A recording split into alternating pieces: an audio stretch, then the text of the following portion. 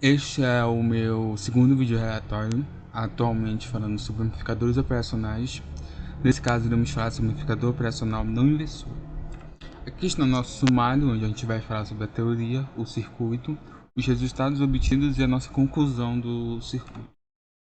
Bom, primeiramente nossa teoria. A gente tem dentro do amplificador operacional, o escolhido foi o TL081, principalmente por essas características que a gente vai ver agora.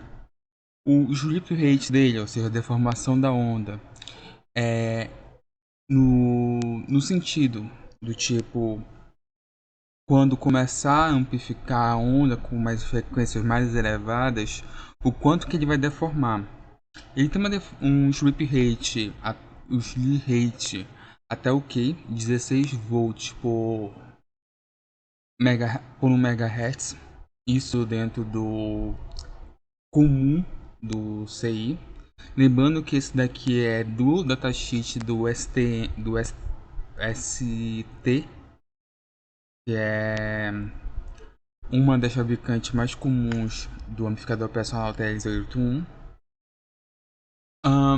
Isso daí significa que ele consegue amplificar 16 volts pico a pico em 1 MHz.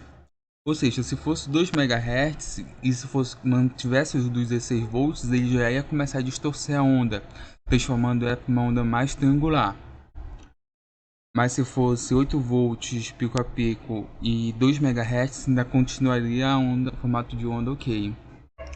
Mas isso é o sleep rate, ainda tem que ver as outras características que a gente tem dentro dele, que é o ganho por largura de banda, que a gente vai ver mais para frente.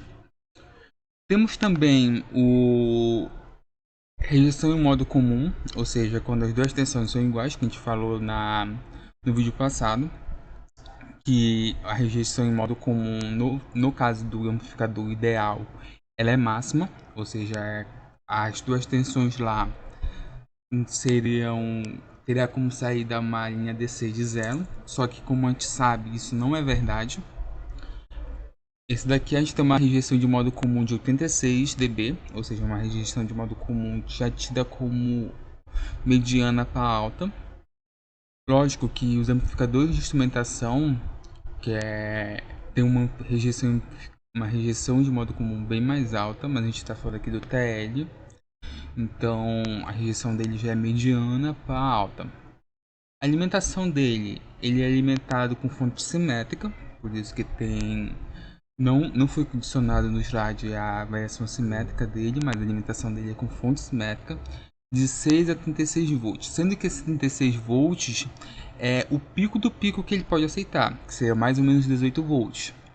E isso pode gerar perda desse amplificador, então cuidado se for utilizado dentro dessa faixa. Mas o mais comum de ser utilizado é entre mais ou menos 3 volts até mais ou menos 15 volts, que seria entre o 6 e o 30, para manter uma faixa de segurança e não correr risco de perder o amplificador. E a resistência de entrada dele que foi falado, né, que um amplificador ideal, a resistência de entrada dele é máxima, mas como ele não é ideal, todo amplificador comum ele tem uma resistência de entrada. No caso do TL, o 081, lógico, a resistência de entrada dele é de 10 elevado a 12ª. Isso daria um 10 a sexta mega ohms, seria, eu esqueci a unidade agora. Mas tem uma unidade específica para dimensionamento de 10 elevado a 12ª. Bom, e a largura de banda? Porque assim, a gente tem um slip rate, que ele diz que a gente pode pegar um ganho de 16 volts por 1 MHz, mas a gente temos que entender o seguinte, a largura de banda é o quanto que a gente consegue, a frequência que ele consegue trabalhar bem. E no caso comumente falado, é ganho por largura de banda. Então, ou seja, a amplitude de sinal de saída pela frequência que ele trabalha bem. Então, tem esse detalhe aí. No caso primeiramente do Texas, que foi o que eu deixei aí mais informações dele, já como normalmente a gente não fala tanto da diferencial, ele tem um ganho por largura de banda de 5,25 MHz. Ou seja, a gente tendo um ganho unitário, ele ainda consegue mandar um sinal igual da entrada até os seus, no caso, assim, um jeito bem ok de falar, até ganho unitário. Ele consegue igualar, assim, no mundo do comumente mencionado da fabricante, até os seus 5,25 MHz. Ou seja, o amplificador que a gente vai ter vai fazer isso? Não. Ele não vai desempenhar isso, mas a fabricante diz que pode chegar até isso. Não quer dizer que o CI que a gente vai pegar, porque nem todo CI é igual, nem todo CI é perfeito igual ao do datasheet, vai chegar nesse ponto. E o da ST, que foi o que a gente está utilizando mais como referência, diz que o típico dela é até os seus 4 MHz, ou seja, ganho unitário consegue chegar até os 4 MHz. Mas o menor valor que ele vai chegar, ou seja, o menor valor que ele garante que chegue, é 2,5 MHz. Então, em tese, se for ganho unitário, ele consegue chegar até os 2,5. Se não for, ele não chega. A gente pode ver isso mais lá para frente. Bom, outras coisas que eu adicionei aqui, que são informações bem importantes, são alguns gráficos que tem dentro do datasheet, que seria a tensão de saída máxima pela frequência em duas situações, em algumas situações no caso. Aqui a gente já vê duas, que é uma temperatura ambiente de 25 graus, ou seja, ok, e para uma resistência de saída a primeira é 2K, a segunda é 10K. Aí a gente vai ver como é que a resistência de saída pode interferir nesse ganho que a gente chama de largura de banda, ou seja, não, no caso o produto ganho por largura de banda. Aqui, deixa eu ver, a gente temos que uma alimentação de mais ou menos seus 25 volts, ele consegue liberar próximo dos 25 volts até os seus 90 kHz. Depois desse ponto, ele começa a ter uma queda e quando vai chegando próximo dos seus 1 MHz, lembrando que esse daqui é o datasheet do SM não, do ST. Quando vai chegar perto dos seus 1 MHz, ele já está abaixo dos seus 5 volts. E aí, como a gente vê aqui, independe da tensão, ele vai estar, depende da tensão de alimentação, ele vai estar próximo dos seus 5 volts. E lembrando que aqui a gente está alimentando, no mundo ideal, com 30 volts, esse circuito, e em 90 MHz, 90 kHz, desculpe, ele está próximo dos seus 25 volts. Quando a gente vai ver isso com uma resistência de entrada resistência de saída, que é a nossa carga de saída, de 10 kΩ, desculpe, esse sinal já aumenta. Ele começa a cair quando ele chega nos 25, no caso, em seus 110 kHz. Ou seja, a gente já viu uma diferença em relação à carga. Quanto maior for a carga na saída, melhor seria a saída do sinal. Ou seja, se for uma carga de impedância infinita, ele começaria a cair por aqui. Começou a ter queda nos seus 100 kHz.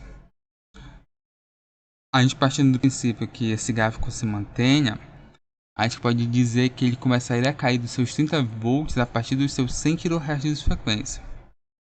Assim, partindo do princípio que esse gráfico se mantenha.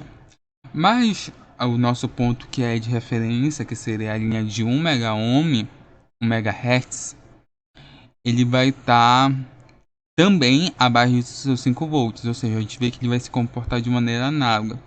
Contudo, a carga de 2K, 110, 120, 130, 140, 155 kHz mais ou menos, ele toca na linha dos seus 5 volts. Enquanto para a carga de 10K, 110, 120, 130, 140, 100, mais ou menos a mesma tensão, mais ou menos a mesma frequência de 155. Então, nesse ponto de ver que independe do sistema. Outra coisa que também que a gente pode verificar, a máxima tensão de pico-a-pico pela curva de frequência, a variação da temperatura ambiente e como isso interfere. A gente vê aqui que a gente tem umas três situações. Uma temperatura ambiente acima de seus 125, uma temperatura ambiente abaixo dos seus, no caso, próximo, vamos lá. A gente tem temperatura ambiente de 135 graus, 125 graus. Passando dos 100 graus, assim a gente está considerando uma carga de 2K, alimentação de mais ou menos 15 volts, ele já tem uma queda enorme na frequência, na tensão de saída, acima dos seus 100 Hz. Tanto que quando chega nos seus nos seus 300 kHz, já está abaixo dos seus 5 volts. Isso só por causa da variação de temperatura. Nos seus 25 graus Celsius, o mesmo ponto ele está acima dos 100 Hz, mas abaixo dos 10, acima dos 5 volts, mas abaixo dos 10 volts. Deixa eu dar um pouquinho mais de calma para ver se melhora a situação. E se estiver falando de uma temperatura ambiente de menos 55 graus Celsius, a gente vai estar com uma situação que seria um pouco mais ideal, tem uma baixa de temperatura, que em 400 Hz vai estar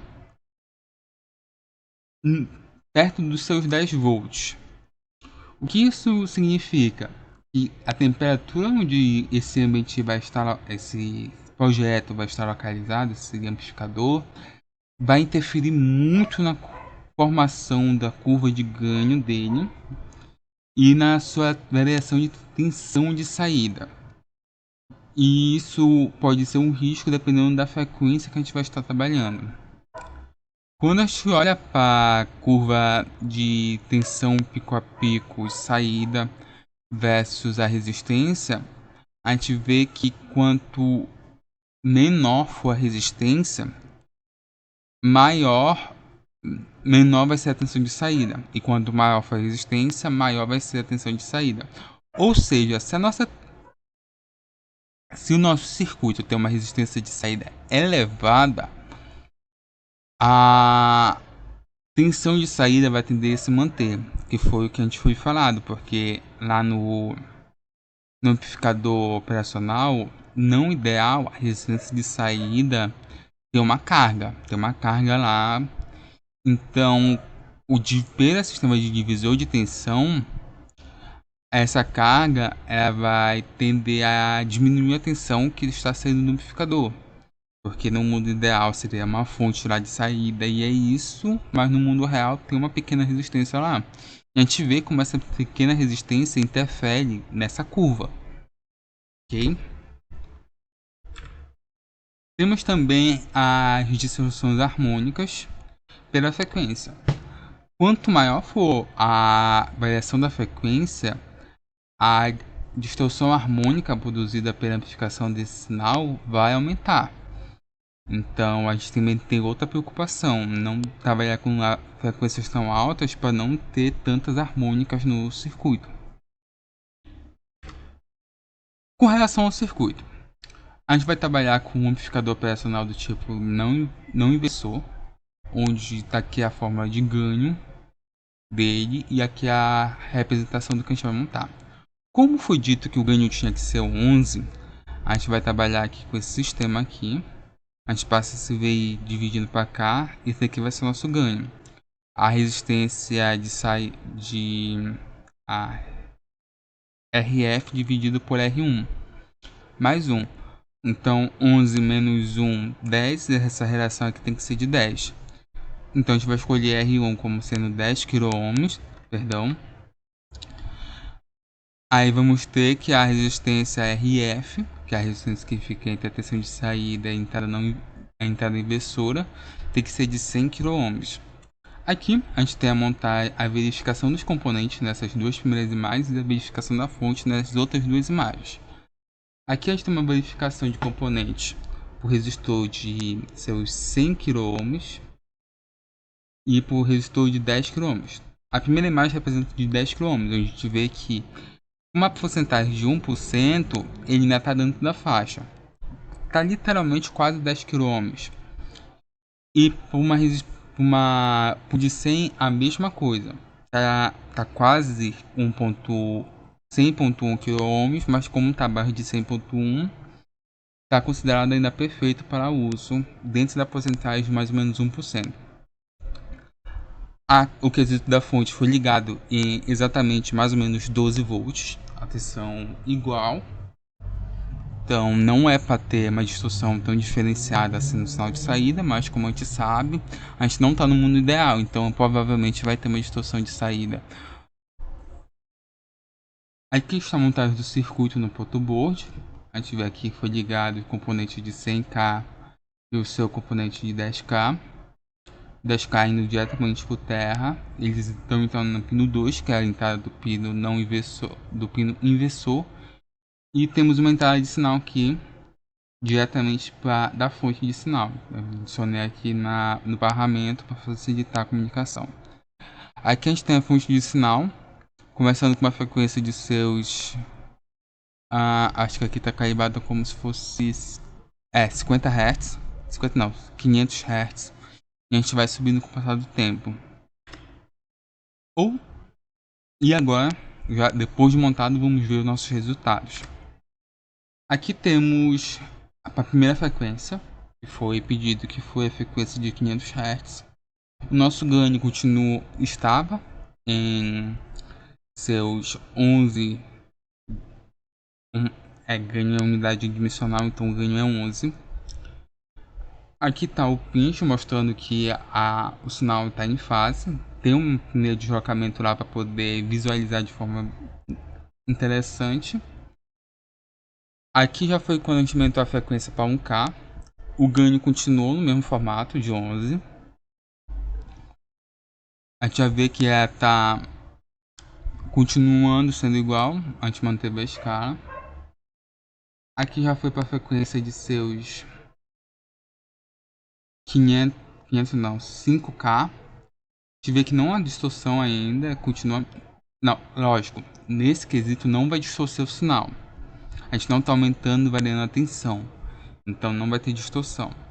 Mas assim, com o passar do tempo, o aumento da frequência, a tendência é que saia dessa zona, tanto pelo chip rate quanto pelo produto ganho por largura de banda. Como a gente ainda está numa situação onde, por exemplo... deixa eu pegar aqui. Esse 11, que é o ganho, por uma frequência de 5 kHz, 11 vezes 5K dá 55K. Ainda não está na faixa tanto do chip rate quanto do ganho por largura de banda. Então a gente vai continuar aumentando para poder visualizar chegar nessa faixa. Aqui a gente está numa situação de 110 kHz por volt. Ainda não entrou nessa situação, ainda não distorceu o sinal. A situação, perdão,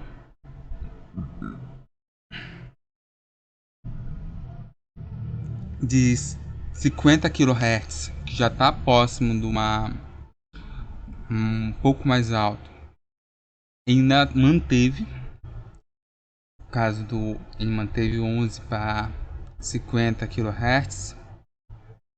Acho que faltou uma imagem. Acho que eu esqueci de tirar a foto de uma imagem. Eu acho que esqueci de tirar. Mas tá. Seguimos. 11 4.50 50 vezes 11 dá 550. Aqui já está quase na iminência de chegar tanto nos 2,5 que é falado para STM, que a gente vai utilizar como base o típico, o mínimo, quanto dos 4, que também é falado, que é o chip rate. Aqui já está numa situação 5 vezes 5K, tá? Aquela situação que já passou da 5 vezes 2.5 MHz, ou seja, vai estar naquele ponto de largura de banda de descida. Aqui já começamos a ver que já teve uma redução enorme no ganho, já teve começando a distorcer. E uma coisa que não foi mencionada, mas que está acontecendo aqui, é o defasamento do sinal. O sinal começou a defasar. Na imagem que deveria ter no meio do caminho aqui, que seria de 100, a N deveria estar próximo dos seus 8 volts pico a pico e o início da defasagem. Mas aparentemente a pessoa esqueceu de tirar, mas a gente vai verificar nos vídeos agora essa situação. Então ficamos com o vídeo e eu aguardo aqui vocês na conclusão. Bom, aqui foi setada a alimentação em 12 volts, foi medido esses valores, daqui não está tão preciso com relação ao multímetro dela, mas foi setado em mais ou menos 12 volts, como foi mostrado nas fotos.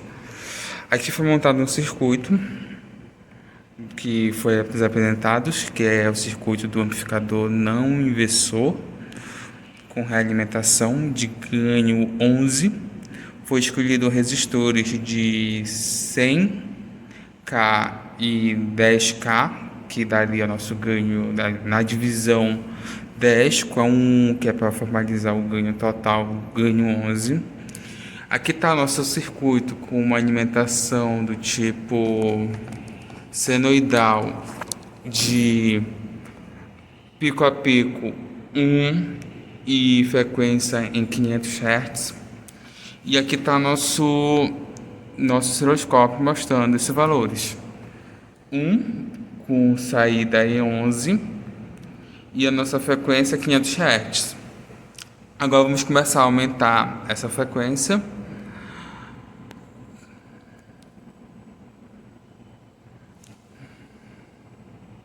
Prosseguindo, a gente está setado em uma frequência de 500 Hz. E aqui nosso sinal. Vamos aumentar agora para 1 kHz. A gente já viu que o nosso sinal foi alterado, contudo o nosso ganho permaneceu o mesmo. Agora vamos salvar essa imagem para adicionar, depois nos slides. Cancelar. Salvar como sendo 1. Tá. Vamos agora aumentar aqui nosso espectro. E agora a gente vai aumentar para a nossa frequência, que é a seguinte, é de 5 kHz.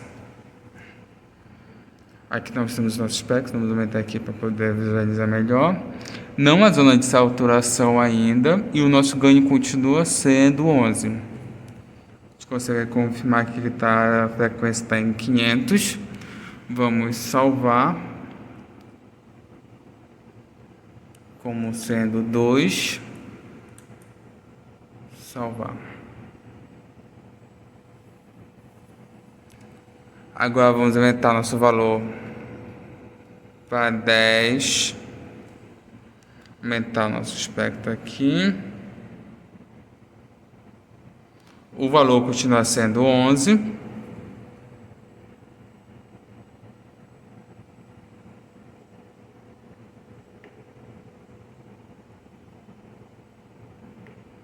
Imagem salva. Depois do 10, vem um 50. Vamos setar aqui 50 kHz. Ele não satura, mas comparativamente os valores aqui de pico a pico que antes estava em seus, acho que estava 11.3, se não estou enganado, essa falha. Falha não. 1 kHz aqui. Até que não deu. 5 kg. 10 kg. 11.3 está aparecendo aqui. Quando a gente coloca no 50 kHz, já aparece aqui o 11 certinho. Então ele já começou a diminuir o ganho, mas por enquanto não é significativo para a gente. A gente vamos salvar aqui como sendo Scorp 04. Ok, foi setada aqui a frequência de 100 kHz. A gente vai estar aqui setando a alimentação pico a pico em 1. E a gente pode notar que nossa saída está com o seu ganho próximo dos 10, que seria o nosso ganho de relação de resistores 9. Vou seguindo com o nossa jornada. Temos a frequência de 500. A gente faz o nosso ajuste para melhor visualização. E aqui a gente já pode notar que o nosso ganho já caiu bastante.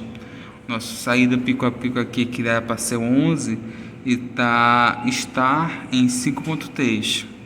Isso é explicado principalmente pelo sleep rate, que é a faixa de frequência do amplificador operacional, que quando começa a sair dessa faixa, o ganho dele começa a diminuir por causa da saturação. No caso da zona do sleep rate, que é a faixa de frequência que normalmente ele consegue atuar bem. Voltando, o que a gente pode concluir sobre isso?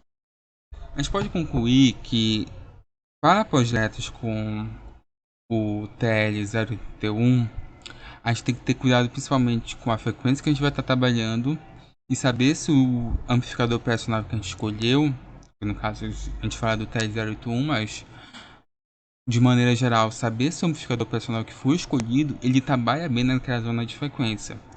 Como a gente está trabalhando com alguns sinais biomédicos, então a gente espera que o TL081, assim, pela sua verificação e pelo seu uso já na área, seja suficiente para cortar esses sinais, ele consiga trabalhar bem com esses sinais. Se a gente estivesse falando de um sistema de telecomunicações que é outra pegada, esse TL já não serviria para amplificar esses sinais. A gente teria problema já com relação a isso, porque alguns sinais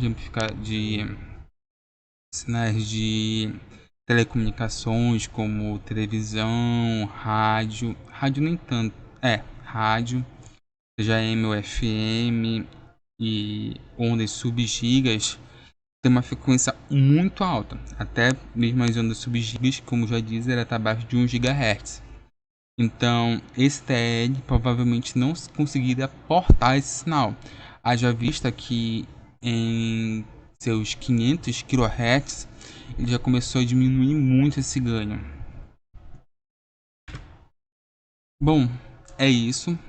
Eu agradeço o aguardo e a paciência por ter assistido esse segundo vídeo relatório. Espero vocês aqui no terceiro, justamente com a entrada do filtro passa baixa. Então por hoje é isto. Aguardo vocês no próximo vídeo relatório e espero que tenha ficado tudo bem entendido.